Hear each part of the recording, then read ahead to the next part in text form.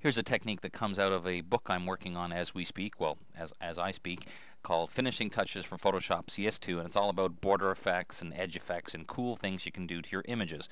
This particular one is for people that have Photoshop and Illustrator, and see how well this works. So all I'm going to do, I want to do this in a very non-destructive way, so I'm going to press Command or Control J to duplicate the layer, so I'll be working with this one. Now, this is not absolutely necessary, but to me it's just a good way to work, just to make sure. I'm going to then press Command Option or Control Alt C just as a shortcut to get the canvas size dialog box, and I want to make sure I add more than enough. I'm going to add an inch around the whole document relative, and that will give me more room to work with. So let's just rearrange. Of course, everything shuffles around when you do that. So all I'm going to do actually, I'll just do this. I'll add a new layer and then move this out of the way just so you know I'm actually now working on a new layer all this time.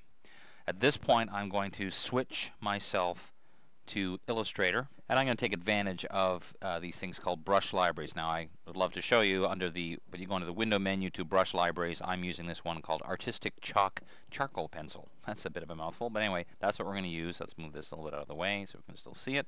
And it's a great collection of really cool textured lines and so on that you can attach to a stroke, or to a path, I should say. So all we do is take our pen tool. I'm just going to click once and then move over and click a second time on what I am guessing is the width of my document in Photoshop. I don't really know. I just make sure that my fill is none and my stroke is black. I'm going to pick one of these, and I can look at them in turn and see which one I like. I think I like this one here.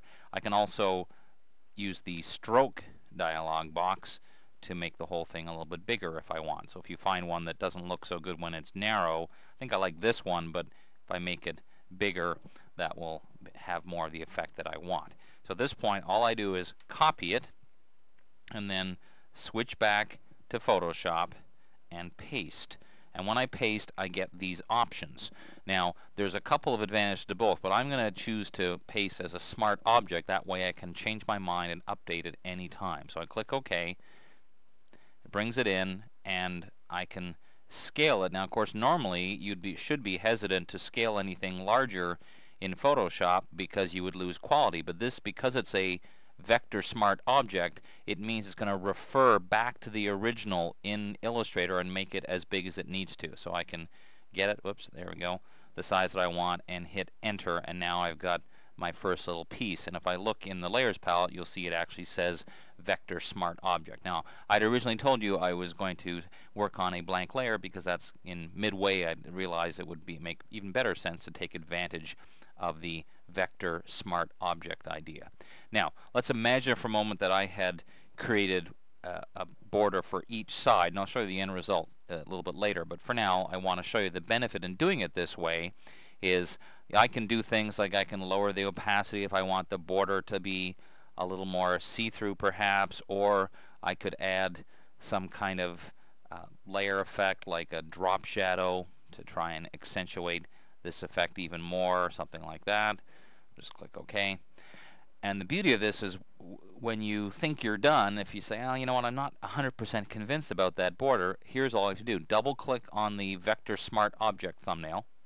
It's going to jump me back to Illustrator. It's going to actually open a separate document that says Vector Smart Object, and at this point I could, for example, choose, let's not use that one, choose a different border completely and say that's the one I want. I'm going to close it and save the changes.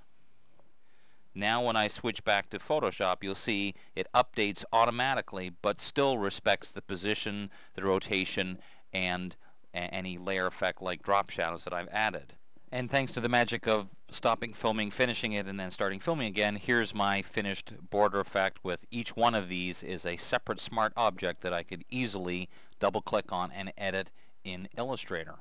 So that's just one example of how Illustrator and Photoshop work so well together. Here's another that's kind of strange, is you can vectorize yourself. How much fun is that? Okay, that's just really, really strange. Anyway, I'm Dave Cross. I'm having too much fun. I'm Dave Cross. I'll see you next time.